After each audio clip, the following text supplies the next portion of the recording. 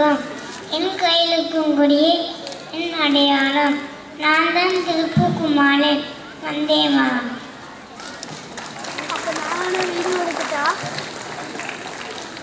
நீங்கள் போய் எடுத்துட்டு வாங்க. நான் அதை வச்சு வீடியோ எடுத்துக்கிறேன். எனக்கு வீடியோ எடுக்க தெரியும்ப்பா.